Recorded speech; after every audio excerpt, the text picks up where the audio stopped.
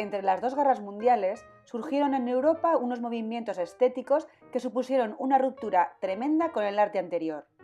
Estos movimientos son conocidos como las vanguardias. Una de ellas es el futurismo, que buscaba romper con los temas del pasado y exaltaba la mecánica y la técnica. Otra es el surrealismo, que quería ir más allá de la realidad y de la conciencia para adentrarse en lo inconsciente e irracional del ser humano. O el creacionismo, cuyos poetas se alejaban de la realidad y se expresaban mediante un lenguaje abstracto. Aunque hubo muchas más, como el ultraísmo, el cubismo o el dadaísmo. Pero si algo marcó el principio del siglo XX fue la generación del 27. Este grupo se denomina así porque en 1927 se reunieron en el Ateneo de Sevilla para celebrar el tercer centenario de la muerte de Góngora.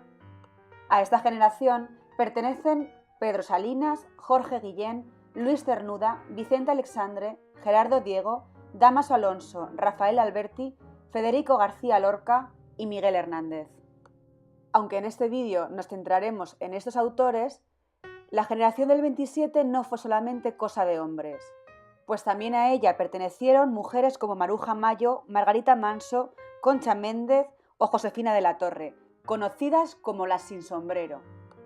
Los poetas de la generación del 27 recibieron en su primera época la influencia vanguardista, sobre todo del surrealismo, y estas características se vieron reflejadas en un lenguaje elaborado que buscaba la belleza mediante recursos como la metáfora, o una poesía pura, deshumanizada, es decir, intelectual, alejada de todo sentimentalismo.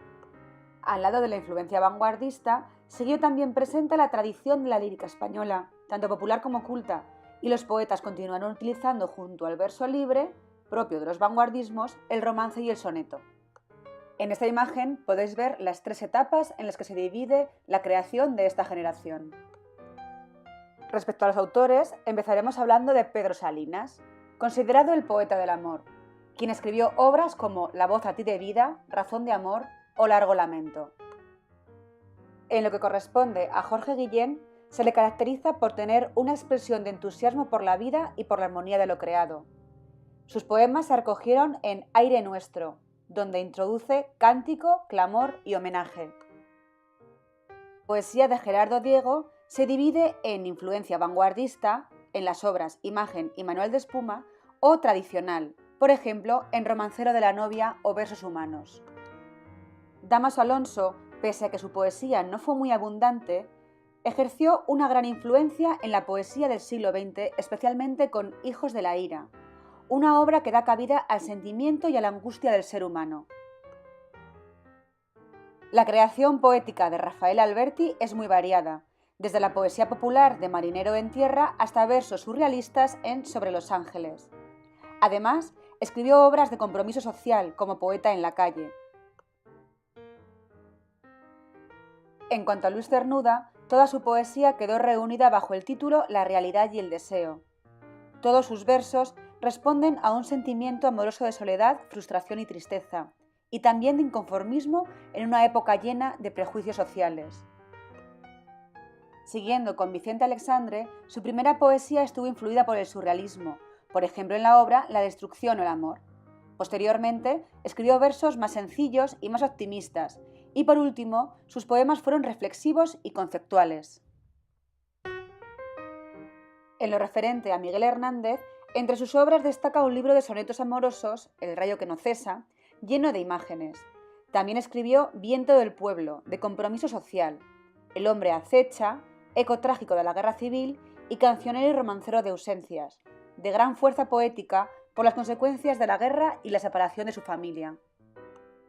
Y para acabar este vídeo, lo haremos con uno de los escritores más representativos del siglo XX, García Lorca. Sus primeras publicaciones poéticas tuvieron influencia modernista. También se dejó influir por la cultura andaluza y la métrica y el estilo de sus canciones tradicionales, por ejemplo en Poema del Cante Jondo o en Romancero gitano. Y en la obra Poeta en Nueva York se ve la influencia de la poesía surrealista. En esta obra, el autor refleja la profunda desolación que le produjo la vida neoyorquina. Pero Lorca también escribió teatro. Y la mejor muestra son las 3 tragedias rurales que tienen una gran fuerza dramática: la tragedia amorosa Bodas de sangre, Yerma y La casa de Bernarda Alba.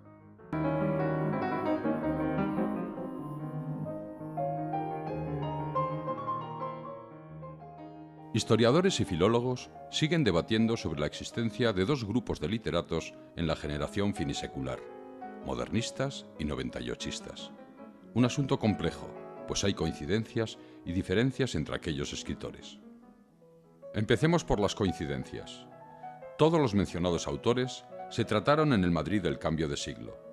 Su lugar de encuentro fueron los llamados cafés literarios, donde estos autores pasaban largas horas discutiendo, encuentros que a menudo acabaron en peleas y escisiones de tertulianos.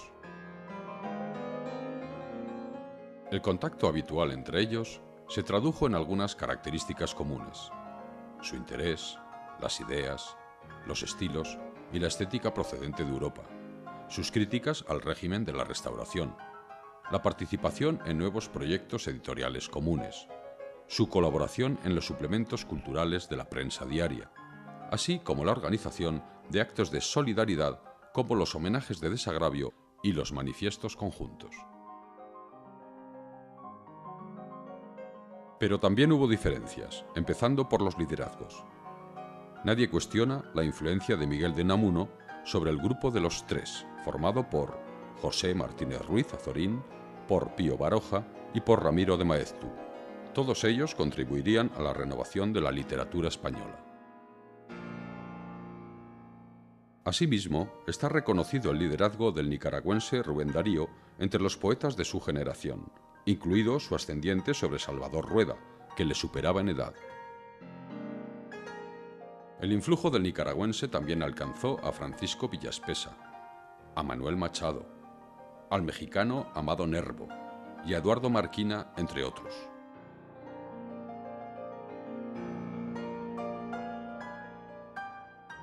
La polémica sobre la denominación de la generación finisecular la provocó Azorín, que en 1913 acuñó la expresión generación del 98. Como características comunes a este grupo, mencionó el interés de sus miembros por los viejos pueblos y el paisaje castellano, su idealismo y su reflexión acerca de lo que constituía lo característicamente español, así como unos gustos artísticos comunes por maestros del pasado entonces poco valorados, como era el caso del Greco y Francisco de Goya, entre otros grandes maestros españoles que coincidieron en reivindicar.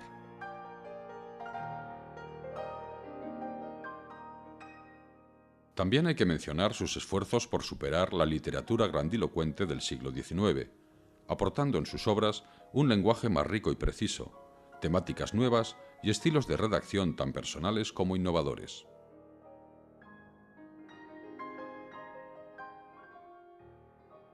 Lo cierto es que tanto Pío Baroja, que aquí aparece sentado con Azorín, como Ramiro de Maeztu negarían posteriormente la existencia de dicha generación.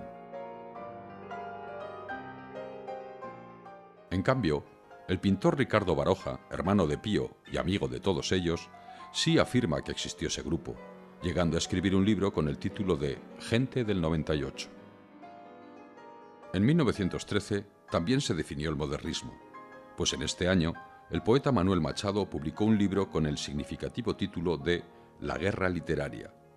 En él consideró modernistas aquellos literatos rebeldes que, como Alejandro Sagua, Ramón del Valle Inclán, Rubén Darío, Salvador Rueda y Jacinto Benavente, se habían dedicado a luchar contra los escritores consagrados de la generación anterior.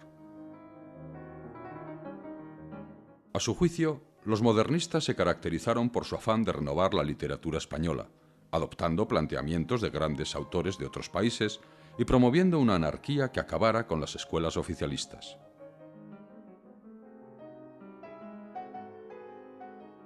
Desde la perspectiva estilística hubo drásticas diferencias entre modernistas y noventayochistas. Los primeros se caracterizaron por imbuir de sutil belleza todos los asuntos, mientras que los noventayochistas prescindían de todo preciosismo, centrándose en lo auténtico y esencial, con un lenguaje tan arcaico como rudo. Desde una perspectiva finalista, Los modernistas anteponían las formas al contenido, tratando de provocar el disfrute sensorial, dedicándose a asuntos amables y gratificantes, mientras que los 98istas daban más importancia a la carga ideológica, especialmente su búsqueda, a veces agónica, de la esencia inmortal de España, una patria que les inspiraba estéticamente, pero que deseaban cambiar. También hay diferencias en lo que se refiere al tipo de literatura, más cultivada por unos y otros. Todos los modernistas se dedicaron a la poesía, que les permitía regodearse en un gratificante mundo imaginado. Rubén Darío lo confesó abiertamente. Veréis en mis versos princesas, reyes, cosas imperiales, visiones de países lejanos e imposibles. ¿Qué queréis? Yo detesto el tiempo en que me tocó nacer. Esto a los 98istas les parecía una cursilería intrascendente. Unamuno llegaría a escribir: Eternismo y no modernismo, es lo que quiero. No modernismo, que será anticuado y grotesco de aquí a 10 años, cuando la moda pase. En cambio, como intelectuales activistas, los del 98 se decantaron por el periodismo, la novela, el ensayo y el teatro.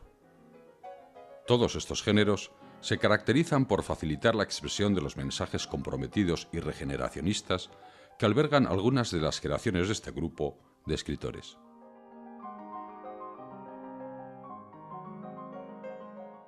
Aunque también les fue posible escribir poesía muy comprometida políticamente. Ejemplo de ello es Antonio Machado, que manifestó su compromiso con su causa en la persona del general comunista Lister. Fragores en tu carta me han llegado, de lucha santa sobre el campo íbero. También mi corazón ha despertado entre olores de pólvora y romero. Finalmente, hay que tener en cuenta el aspecto temporal. Los 98istas encontraron su inspiración en el desastre del 98, en los numerosos conflictos sociales de su época y en la necesidad de regeneración de una España atrasada y empobrecida.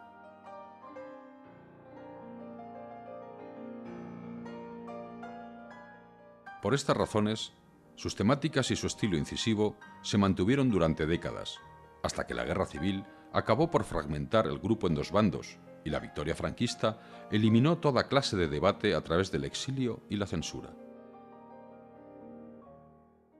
Por el contrario, el modernismo trataba de escapar de la realidad desagradable, componiendo un melancólico rechazo al materialismo de su época que sustituyeron por una belleza y un placer que trataba de taparlo, aprovechando las décadas de felicidad y prosperidad internacional que acabaron con el estallido de la Primera Guerra Mundial y que significaron el final de este movimiento estético. También hay que destacar el hecho de que autores como Valle-Inclán y Antonio Machado tuvieron etapas asociadas a ambos grupos, algo natural entre creadores que estuvieron en contacto casi continuo y que evolucionaron en sus preocupaciones con el paso de los años. Existe una gran distancia entre el estilo de las sonatas de Valle-Inclán y el que este mismo autor manifiesta en Luces de Bohemia. Igual ocurre entre las soledades de Antonio Machado y sus poemas sobre España o la Guerra Civil. Fueran uno o dos grupos, lo realmente relevante es que se trató del grupo de creadores más importante de la cultura española de los últimos siglos.